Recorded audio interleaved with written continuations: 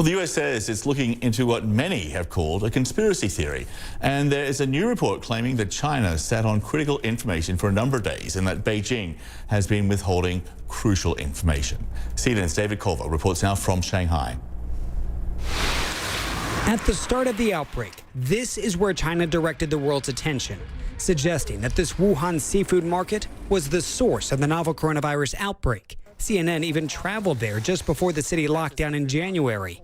Officials had shut down the wet market, and security told us to leave.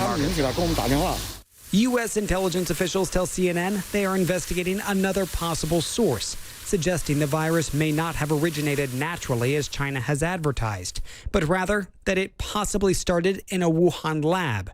Sources say it is one of many origin theories the U.S. is looking into.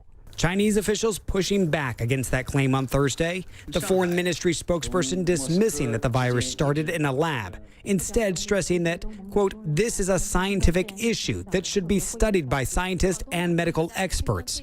Yet, it is the same spokesperson who last month floated a controversial theory, tweeting that it might be the U.S. Army who brought the epidemic to Wuhan. China tried to say at one point, maybe they stopped now, that it was caused by American soldiers.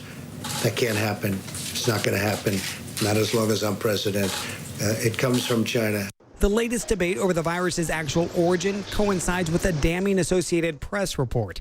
It claims China sat on critical information for 6 full days, from January 14th until January 20th, downplaying the outbreak in public, before finally revealing the full scope of the threat.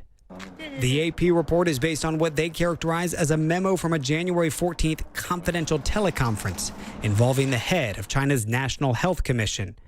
CNN has combed through the government's public report of that teleconference, which was released more than a month after it took place. It says a, quote, sober understanding of the situation was made known to top Chinese government officials, adding that, quote, clustered cases suggest that human-to-human transmission is possible. But that was not the message shared publicly from health officials at the time. In fact, as hundreds of millions traveled leading up to the Lunar New Year holiday, mass gatherings at airports and railway stations, the Wuhan Health Commission maintained that the outbreak was controllable and preventable and that this was not contagious. It was not until January 20th did leading health officials acknowledge publicly cases of human-to-human transmission, and they even stated that medical personnel had gotten infected. CNN spoke with one of the doctors who early on tried to sound the alarm and contracted the illness. Wuhan ophthalmologist Dr. Li Wenliang was reprimanded in early January by Wuhan police. They accused the 34-year-old of spreading rumors after he had messaged friends, warning them of a SARS-like illness going around. Instead of listening to his warning, police silenced Dr. Li and other whistleblowers. He died of coronavirus in early February.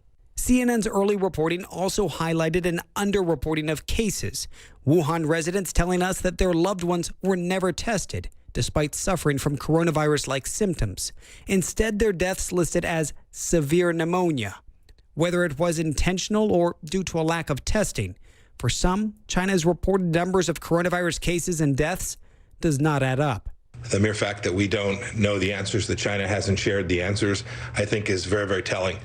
China has repeatedly maintained that they have been open and forthcoming in their handling of this outbreak. On Wednesday, China's foreign ministry said that in an open, transparent, and responsible manner, China has kept the WHO and relevant countries updated on the outbreak. But if the early cover-up and mishandling at the local level was in fact known by top officials, their delayed action might overshadow the massive containment effort that China so proudly promotes. David Corver, CNN, Shanghai.